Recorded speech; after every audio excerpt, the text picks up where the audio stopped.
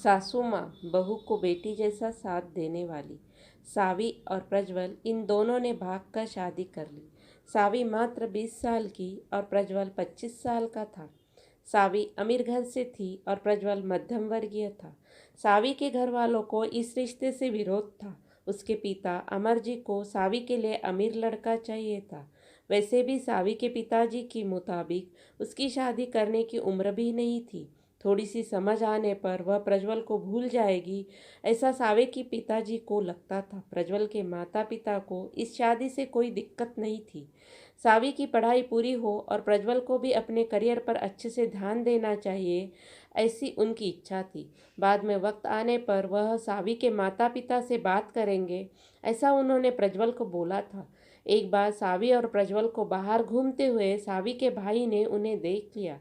सावी को जबरदस्ती से घर लेकर गया। उसके घर एक ही तमाशा होने लगा। उन्होंने सावी का घर के बाहर जाना बंद करवा दिया। लास्ट में संधि देखकर उन दोनों ने भागकर शादी कर ली। सावी के घर वालों ने उससे सारे रिश्ते तोड़ दिए। तुम कभी भी खुश नहीं रहोगी, ऐसी उसे बद्दुआ दी। प्रज्वल के घर वालों को उनका विरोध नहीं था, पर उन दोनों ने लिया हुआ निर्णय उसके माँ पापा को पसंद नहीं आया। हमें एक बार बताया तो होता, हम कोई ना कोई मदद कर सकते थे। हम सावी के घर वालों से इस बारे में बात करते, ऐसे प्रज्वल को उन्होंने कहा। पर अब जो हुआ सो हुआ। उन्होंने सावी को बहू के रूप में स्वीकार किया।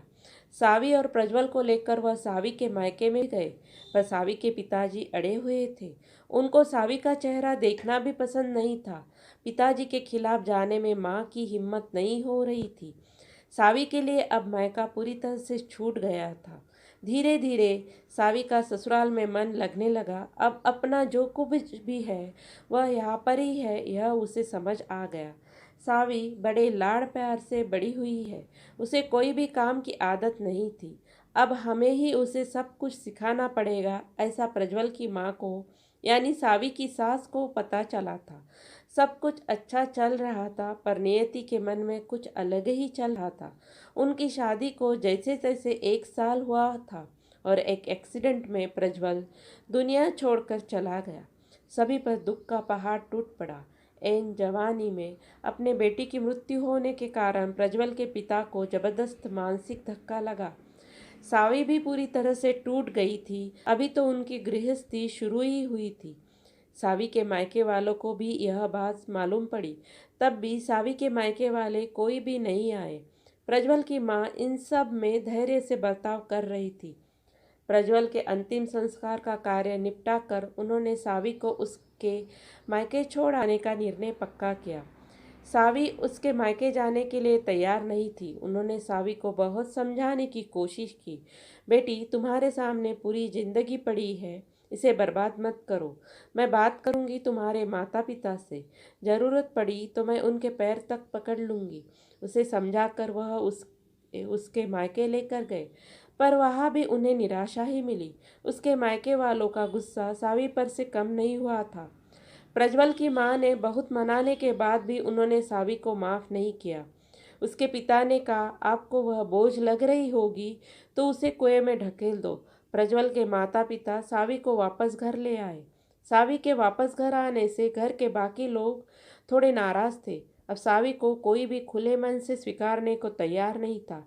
कुलक्षणी अपशकुनी पोते को निगल गई मेरे, अब बेटे को भी निकल जाएगी यह, ऐसा बोलकर प्रज्वल की दादी मतलब सावी की दादी सास उसे ताने दे रही थी।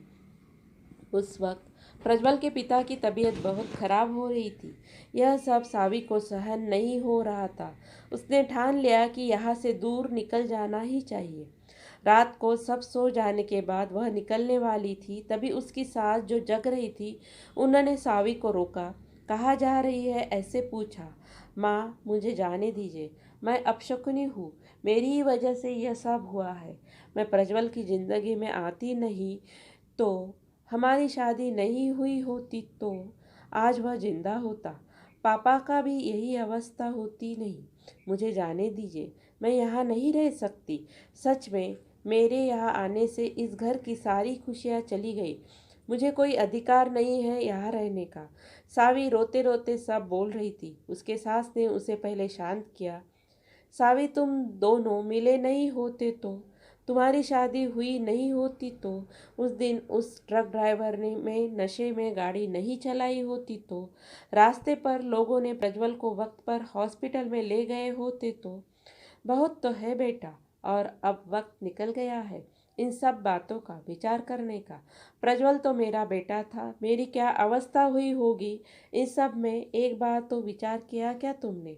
हाँ, तो चला गया और हम भी छोड़कर चली जाओगी मुझे। सावी, तुम मुझ पर बोझ थी, इसलिए मैं तुम्हें तुम्हारे मायके छोड़ने नहीं गई थी।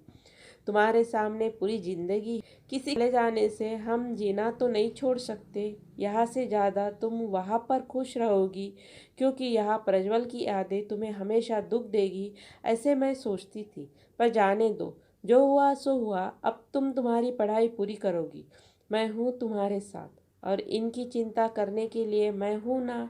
सिर्फ तुम्हारा साथ चाहिए मुझे बेटा इस सब में। प्रज्वल के जाने से हर कोई परेशान था, हर किसी का बोलने का तरीका अलग हो गया है। तुम्हारे दुख में अच्छे से समझ सकती हूँ, पर अब तुम्हें संभालना होगा, लोगों का बोलना नज़रअंदाज करना होगा, तुम्हें मन लगाकर पढ़ाई करनी पड़ेगी। तुम कोई भी गलत फैसला नहीं लोगी, इसका मुझे वचन दो। मैंने मेरा जवान बेटा खोया है और अब बेटी को नहीं खोना चाहती। सास को बातें सुनकर स्वावी को रोना आ गया। उसने सास को गले लगाया। माँ, मैं कहीं नहीं जाऊंगी आपको छोड़कर, आप जैसा बोलोगे वैसे ही मैं करूंगी। सावी की सास भी मन भर के रोई। आज पहली बार उनका दुख फुट फुट कर बाहर आया था।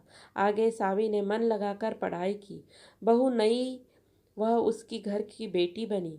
बहुत सारे ताने, बुरी बातें सुने उसने।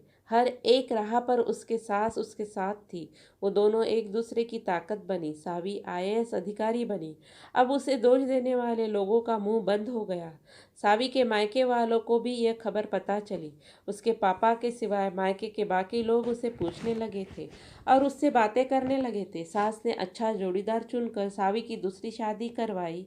इस शादी के बाद भी सावी अपनी सास माँ को नहीं भूली थी। अब उसको मायका मिला था। सास के रूप में सावी को उसकी जिंदगी के खरे अर्थ से जीना सिखाने वाली माँ उसे मिली थी। पर सच में सावी के सास जैसी ऐसी कितनी समझदार औरतें इस समाज में हैं, जो एक चौखट से बाहर जाकर सोचती है और दूसरों का आधार बनकर उनका जीवन सफल बनाती है। तो दोस्तों, उम्मीद करती हूँ कि ये कहानी आप सबको पसंद आई होगी। तो प्लीज़ पालावी पारवीन कहानियाँ चैनल को लाइक सब्सक्राइब करना ना भूलें। Thanks for watching.